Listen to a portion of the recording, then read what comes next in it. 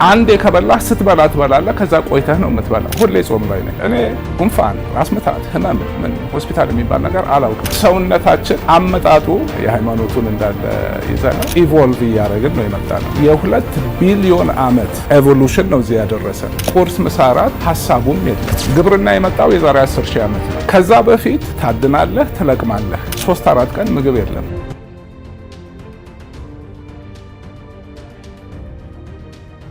ሰውነታችን አንድ የሆነ ራሱን የቻለ ሲስተም ነው። አፈጣጠር አለው፣ አሰራር አለው። የሚስማማው አለ፣ የማይስማማው አለ። ብዙ ነገሮች ከምግብ፣ ከእንቅስቃሴ፣ ከመጨነቅ፣ አለመጨነቅ፣ መተኛት፣ ብዙ ነገሮች ሲስተሙ እንዴት እንደሚሰራ ካወቅከው፣ በስርዓቱ ከያዝከው ይቆያል። አሁን መኪና ካልያዝከው 5 ዓመት ውስጥ ዱቄት ይሆናል። ከያዝከው 50 ዓመት በደህናም ትነደዋለህ። በ24 ሰዓት አንዴ ነው የምበላው። ከዛ ውጭ ቆሎ አልቀምስም። አንዳንዴ 48 ሰዓት ሄዳለሁ። ሁሌ ጾም ላይ ነኝ እና ሰውነታችን አመጣጡ ያው እንግዲህ ሳይንሱ እንደሚለው የሃይማኖቱን እንዳለ ይዘ ነው ኢቮልቭ እያደረግን ነው የመጣ ነው። የ2 ቢሊዮን ዓመት ኤቮሉሽን ነው እዚህ ያደረሰን። እዛ የነበረን ህይወት ቁርስ፣ ምሳ፣ እራት ሀሳቡም የለም፣ ምግቡም የለም። ግብርና የመጣው የዛሬ 10 ሺህ ዓመት ነው። ከዛ በፊት ታድናለህ፣ ትለቅማለህ። 3-4 ቀን ምግብ የለም። አንዴ ከበላህ ስትበላ ትበላለህ። ከዛ ቆይተህ ነው የምትበላው።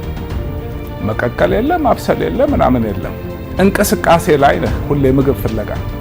ጊዜ የሚቃጠለው ስልጣኔ ነው። አሁን እኛ ለስልጣኔ ያልተፈጠረ ሰውነት ይዘን አሁን አብሶ ያለፈው 100 ዓመት ውስጥ ዓለም ላይ የበሽታ አይነት እየተንሰራፋ ነው በልጅነት ጀምሮ እና በአጠቃላይ ይሄ የሰውነታችን አፈጣጠርና አመጣጥ የሚፈልገው የማይፈልገው የተፈጠረለትና ያልተፈጠረለትን ነገር አይቶ የማያውቀውን ነገር ለይተን ማወቅ አለብን እና በቃ ያ ነው የብዙ ሰው የበሽታ። እኔ ጉንፋን፣ ራስ ምታት፣ ህመም ምን ሆስፒታል የሚባል ነገር አላውቅም እና በቃ ያ እንዳልኩ ራሱን የቻለ ሰፊ ቶፒክ ነው። አሰራር አለን። አሰራሩን መጠበቅ አለብን።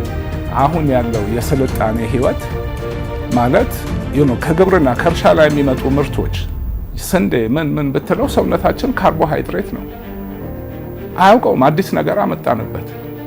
በቀን 3 መብላት አዲስ ነገር አመጣንበት። ሰውነታችን 2 ዋና ሁኔታዎች አሉት። አንደኛ ምግብ ሰውነታችን ውስጥ ሲኖር፣ ምግብ ደማችን ውስጥ ሲኖር ያንን ምግብ ፈጭቶ ፕሮሰስ አድርጎ ከሆድ ወደ ደም ገብቶ ወደ ሰውነት ክፍሎች ሄዶ ከዛ በኋላ ወይ በኤነርጂ እንደ ኤነርጂ ተቃጥሎ ወይ ወደ ጡንቻ ተቀይሮ ወይ ወደ ጮማ ተቀይሮ ሰውነትህ መልሶ ባዶ እስኪሆን ማለት ከሆድ ብቻ ሳይሆን ከደምህ ውስጥ ንጹህ በቃ የምግብ ስራ የሌለበት ሁናቴ። በአብዛኛው ሰውነታችን እዛ ሁናቴ ላይ ነው የኖረው የመጣው። በቀን አንዴ፣ በ2 ቀን አንዴ፣ በ3 ቀን አንዴ። ትልቁ ከባዱ ስራ የኛ ሰውነት የሚሰራው ምግብ ፕሮሰስ ማድረግ ነው። 70% ኤነርጂያችን እዛ ላይ ነው የሚያልቀው። አሁን እዛ ሞድ ውስጥ ሲሆን የሚለቀቁ ሆርሞኖች አሉ። ያለ የሰውነት አሰራር አለ። አንድ ምግብ በልተን 8 ሰዓት ማክሲመም ከባድ ምግብ እንኳን ከበላህ በኋላ ገብቶ ተፈጭቶ ደም ስር ውስጥ ገብቶ እንዳልኩት ወይ ተቃጥሎ ወይ ጡንቻ ወይ ማስል ሆኖ ደምህ አሁን ባዶ ይሆናል። የምግብ ስራ የለውም። ልክ ያ ሲሆን ልክ ማብራት ባንዴ ባይሆንም ብቻ ፌዝ አለው። ሰውነትህ አሁን ወደ 2ኛው ሞድ ወደሚወደው አብዛኛው ጊዜ መሆን ወደሚፈልግበት ቦታ ይገባል። ያ ማለት 70% ስራው ተላቋል። አሁን ምን ያደርጋል? ይገባና ጽዳት ይሰራል። ልክ ምግብ ስንበላ ቤንዚን ስታቃጥል ጭስ ይወጣል አይደለም? ምግብ ስትበላ ኤነርጂ ነው የምታቃጥለው በሰል ደረጃ። የራሱ ጭስ ባይሆንም የሚለቀው የተበላሸ ቶክሲኖች አሉ። ልክ ያ ሲለቀቅለት ሲስተሙ የሚያውቀው ገብቶ ይጠርጋል። ይሄኛው ሁለቱን አንድ ላይ መስራት አይችልም። ይገባና ይሄን ይጠርጋል። ከዛ ደግሞ በጣም ኢንተለጀንት የሆነ ኦልሞስት ሰርጂካል የሆነ የተበላሹ ሴሎች የመፈለግ ሲስተም አለ። ካንሰር ብትል ምን ገና ሲጀምረው ልክ አሁን ደም ውስጥ ምግብ ኤነርጂ ከሌለ ኤነርጂ ማቃጠል አለበት። አሁንም ወዴት ይሄዳል? ጮማ ወደ ማቃጠል። ከዛ ደግሞ እነዚህ የተበላሹ ዳሜጅ የሆኑ ሴሎች ሲስተም አለው አነጣጥሮ ይወስዳቸውና እነሱን ያቃጥላቸዋል።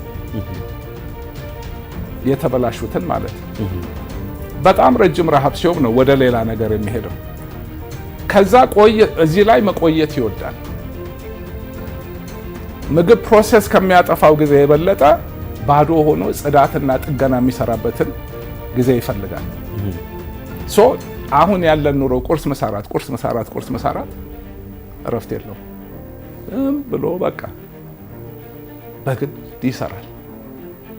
መልሶ ራሱን የሚያገግምበት፣ የሚያጸዳበት፣ የሚጠግንበት ጊዜ ያጣል። ቻይ ነው ሰውነታችን 10ም 20ም 30 ዓመት ይሄድና ከዛ በኋላ ግን አይችልም፣ ይሰበራል። ሱካር፣ ደም ብዛት፣ የሰው ልጅ በሽታዎች በሙሉ ሞሮለስ ኢንፌክሽስ፣ ይሄ በኢንፌክሽን የሚመጣ ዲዚዝ ካልሆነ በስተቀር ይሄ ነው መንስኤው። ምግብ ብቻ ሳይሆን ያለማቋረጥ መመገቡ፣ ቁርስ መሳራት ከምግቡ አይነት የበለጠ ይሄ ዝም ብሎ የመብላቱ ሁናቴ ነው የሚገለን ያለው። እዛ ላይ ደግሞ አሁን ሰዓቱን ቆይቶ መብላት ሰውነትህ ሲለምደው እኮ ደግሞ እንዴት ይቀልሃል።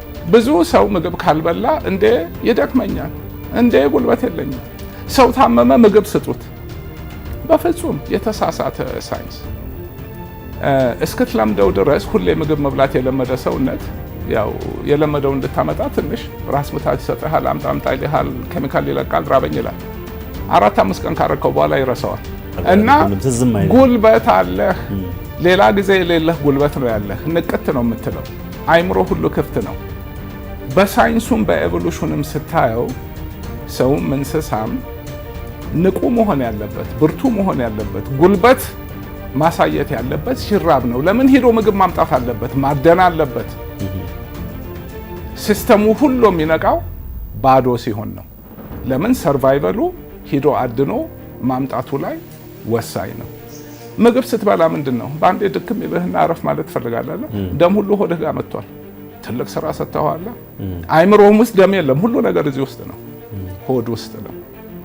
ብዙ ሰው የሚሳሳተው ካልበላው ይደክመኛል። በፍጹም ጉልበት የሚፈልግ ሰው በቃ አንዴ ግጥም አድርጎ መብላት፣ ከዛ ረጅም ጊዜ አለ መብላት። ሲስተሙ ለዚህ ነው። ሁለተኛ በእንስሳ ደረጃ አሁን ውሻ ሲያመው ምንድን ነው የሚያደርገው?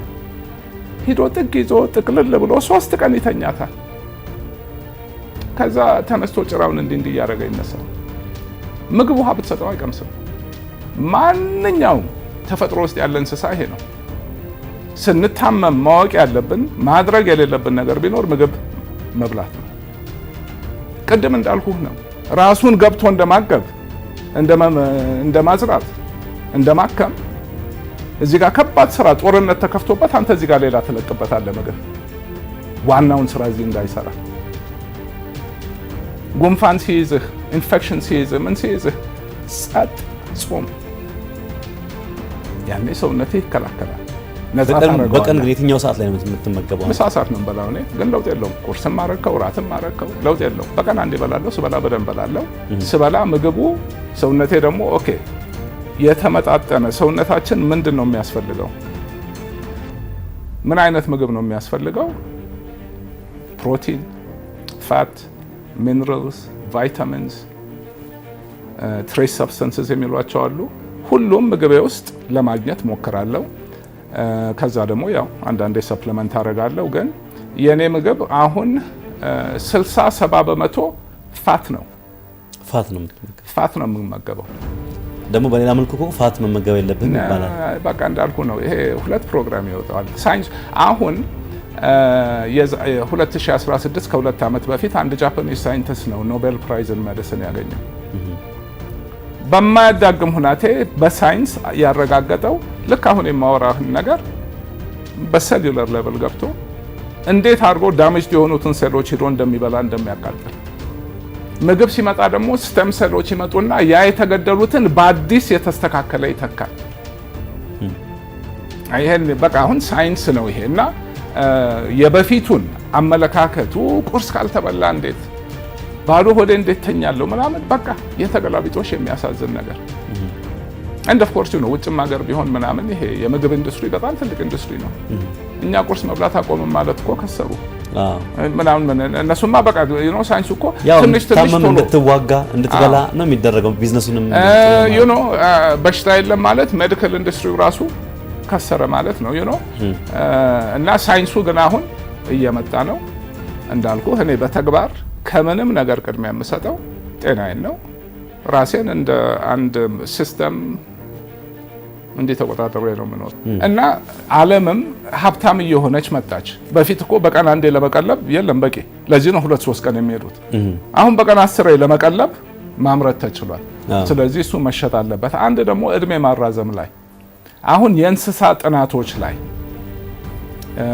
ለሰው ልጅ በጣም ይቀራረባል። አይጥ ምን አለ ግን ይሄ ሪስስ ማንኪ የሚሏቸው አሉ። በቃ ከእንስሳ ሁሉ ለሰው የሚቀራረብና እዛ ውስጥ የሚሰራ ኤክስፐሪመንት እድሜያቸው ደግሞ አጠር ስለሚል አሁን የምልህን አይነት ቆይቶ መብላት ብዙ አለመብላት እንዲህ የሚለውን የነዚህን እድሜ